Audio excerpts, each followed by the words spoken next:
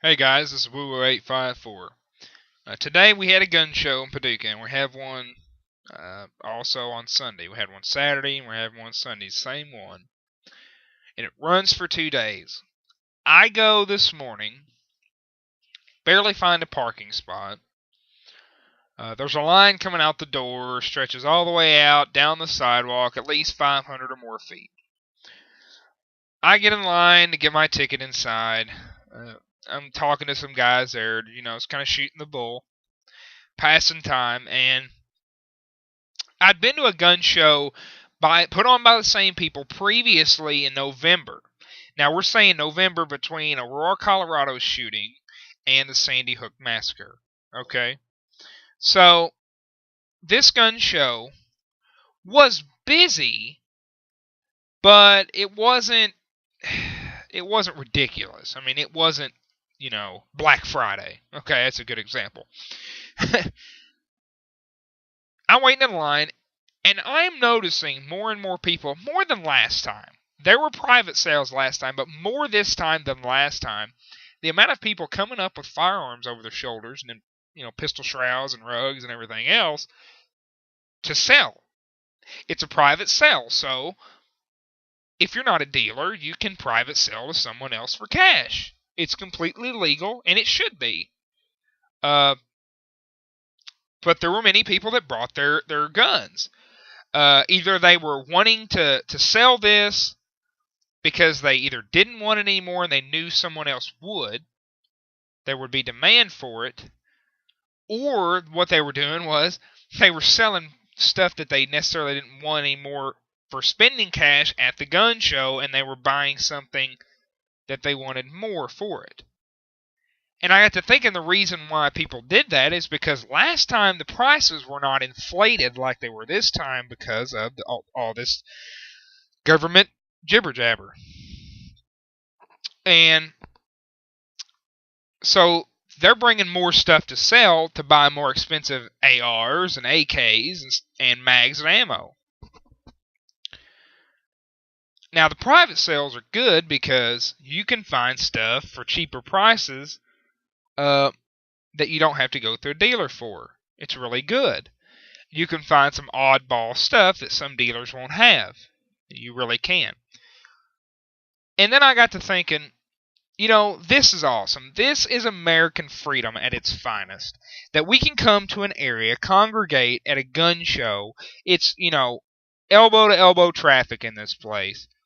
We can all come together with the appreciation of guns and firearms and shooting sports and all this under one roof and have fun and safe fun. Looking around and getting things that we want or that we needed, quote unquote. It's just awesome. I was talking to a friend of mine that works there, working for the convention center, and as I'm talking to him, I notice a man walks in. And this man looked very familiar, and at first I couldn't put a name to the face. But then I started thinking, and I'm like, wait a second. Is that who I think it is? And sure enough, he shakes my friend's hand, introduces himself. Well, then he goes to shake mine, and I introduce him. I tell him my name. It was Congressman Ed Whitfield from Kentucky state congressman. And Ed Whitfield has been a congressman in Kentucky for a while. I mean, this man has been in Congress for a long time. He's done good things for the state of Kentucky. So I got to shake this man's hand, and the first thing he says to me blew my mind. Because out of a politician's mouth, I did not expect this, considering what's been going on. He looks at me and he says, "Well, son, looks like a great turnout here today."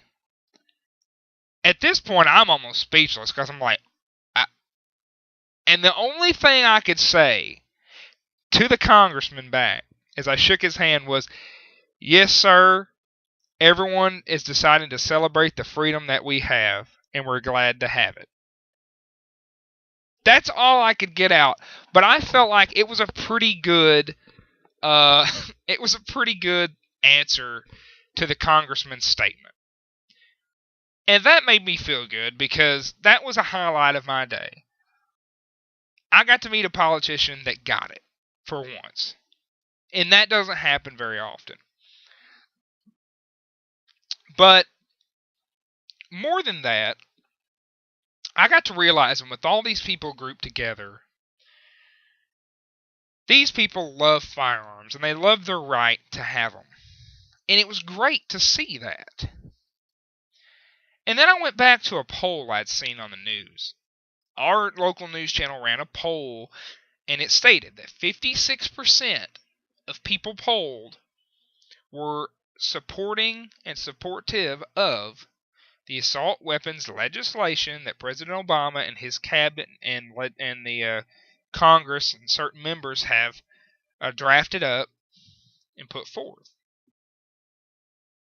And I saw that and I'm like, it's like it just leaves a bad taste in your mouth. It really does. Well then, split second after they say this, they cut to an overlay, and it's got an NRA picture up there, and it says, ever since Sandy Hook happened, there have been 250,000 new applications to the National Rifle Association made. One of them being myself. And I looked at that and I started to laugh. Because here we have 56% of America says assault weapons are bad and they're banning all this crap. And they support it. And then, with the flip of a card, we get 250,000 people joining the NRA. Now, I don't know necessarily for sure that all those people would have voted against assault weapons bans, but you would have to believe that they would, considering that the stance the NRA has taken openly in the media on this whole thing. If these people join the NRA, I would like to think they're probably supportive of the NRA in the fact that the NRA is saying hell no to this. Okay? And it got me to thinking, who are these people asking? Who are they asking these questions? And then I thought they have to be asking one of three different types of people, or a combination of the three. Any of the three. Number one being someone that's never owned a firearm, never shot a firearm, doesn't know a hill of beans, doesn't know which end the bullet comes out of and which end they're supposed to hold of a firearm. Those kind of people, and they exist. Number two, someone that got given Grandpa's old rabbit gun from the 1960s, and they've never shot it, but they have it, so they don't really know about the gun. They have one, they like guns, but they're not too sure about assault weapons. It scares them, so they probably support it. And then you got number three, or a combination of those, which number three is somebody off the street that they didn't even ask. They didn't even ask them if they owned guns or liked guns. All they said was, ever since the Sandy Hook massacre, the government has proposed stricter laws on guns and assault weapons used in this massacre. Do you support such legislation? And someone gave an answer of probably, yes, I do. Well, I wonder why. You looked at them and said, 26 people got killed, 20 of them school kids, by an assault weapon. I'm pointing a camera in your face. Do you support assault weapons? A lot of people don't have a backbone, and they're going to go, well, no. That's terrible. That's a terrible thing. Of course I don't support assault weapons. And that's the answer they got, and that's the answer they used. Polls are done to show majority. Why are polls done to show majority? Because the media puts polls up to win over undecided people on the subject. A lot of people are what we call in the sports community fair weather fans. In other words, somebody that likes the Yankees when they're winning and hates them when they don't. Yeah, that's an example. Or, they would only be Cubs fans if they ever made it to the World Series again. See what I'm saying? That's a fair weather fan. It's somebody that they don't really give a crap about sports, really, but they'll just root for whoever's popular. Well, people do that in polls, too, and they do that in politics. People will just go with the majority because they're afraid to stand up and be different. These are the kind of people that they're also asking. Undecided people that don't want to go against the flow. So when they hear, all right, 56% of America saying no assault weapons, what do you think? These people don't have a backbone, or they don't care, and they're just going to go, oh, hell, I guess I'm against assault weapons. Why not, And these are the kind of people that we're trying to win over, and I'm not calling them stupid. I don't want to call them stupid because these are the people we're trying to convince with our argument. But what I want to tell these people, and this is a message to them, is, guys, grow a backbone. Learn about what you're saying yes or no to before you say yes or no. Learn the ins and outs of it and what it actually means. Don't just go based off what the news says and a bunch of rhetoric you hear. Actually research the stuff that you're saying yes or no to. Because, it's really important that if you're going to support something, you support it wholeheartedly on the basis that you know the truth about it.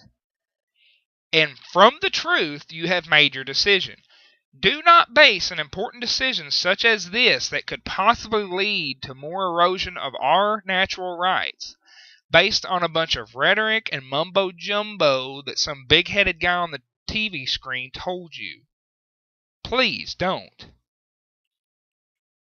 Now, you probably think, well, who are you to tell me that? You have no credibility. I know I probably don't have any credibility to you. No, I'm not on the media. I'm not some bigwig news guy that gets paid $1 million to sit in a suit and tell you a bunch of jib-jab all day. I know I'm not that.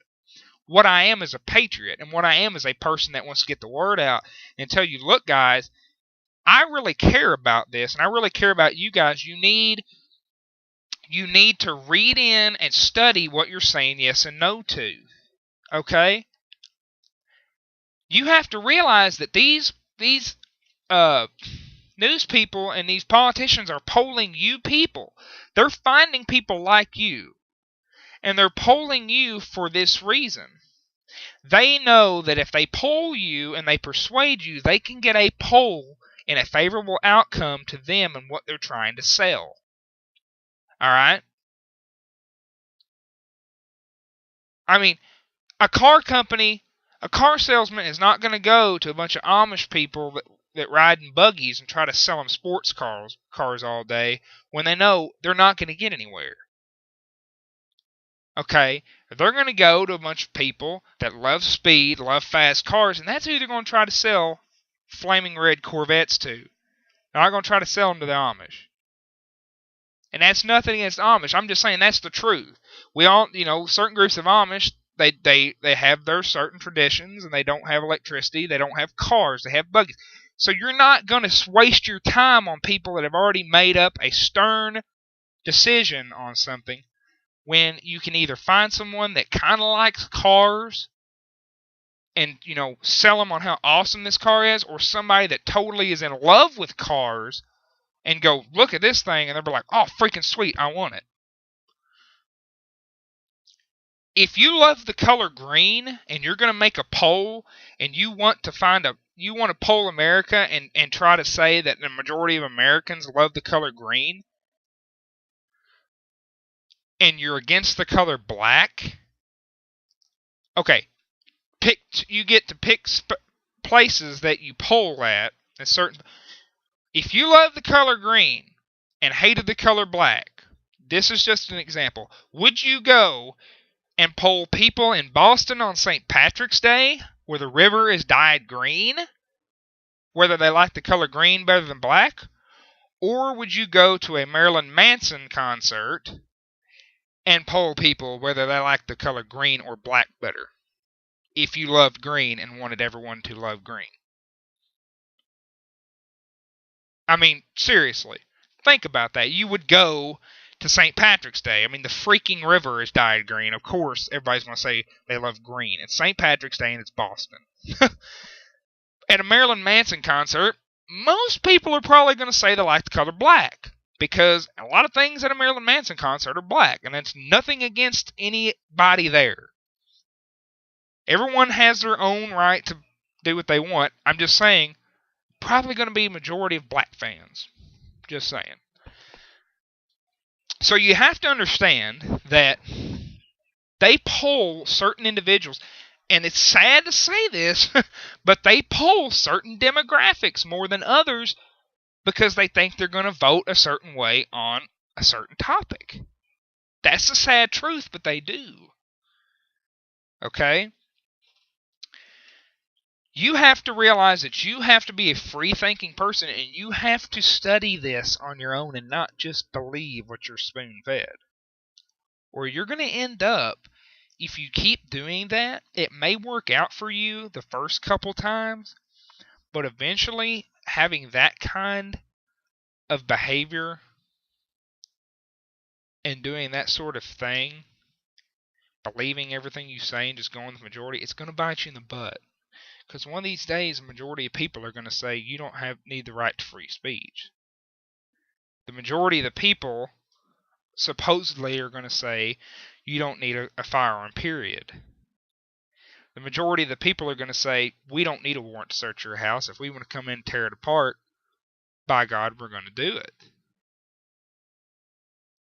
And don't think that it can't happen, because you have to remember that the majority of people at one point banned alcohol because they thought it would actually do something. And look what happened. We had the mafia formed, and it solved no problems, and actually probably promoted alcoholism and alcohol more than anything because it was illegal. When you can't have something, when you really can't have something for one reason or another, you're going to want it more. So if you ban a certain gun, or you ban something like that, people are going to want it more, and wanting it more is going to lead to them getting it in any means necessary. So you can't always go with the majority. That's not always the smart decision. I'm not saying that you should run into a crowded building and yell fire. I'm not saying to be that drastic. What I am saying is, go into a decision or a topic, and know at least something about what they're talking about before you engage in a conversation to where they're going to persuade you and feed you a bunch of stuff that sounds good, but is either totally factually wrong or just a bunch of crap. Or it's half-truth. And we all know that a half-truth is no better than a lie. Half-truth is no better than a lie. Freedom is one of the last things we still have to us that is a natural right. It's freedom to pick and choose if we support or don't support something. If we lose the Second Amendment freedoms, which will be starting to be chipped away if this assault weapons ban passes, we lose all hope and all security in being able to defend 26 other of those amendments that are so important and those rights given to us. If we let one erode, we're going to lose all the rest. So please, I beg you, please, learn about this. Learn the factual evidence. Learn the actual crime statistics. Learn the actual statistics of crimes committed with assault weapons compared to other firearms, and make a factual and logical decision, and write your congressman, write your senators, write the president, and tell them what you think. Don't just go, well, if the media says so, I'm fine with it.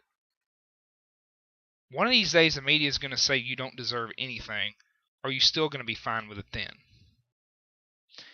Thank you guys, and I hope you guys enjoyed it.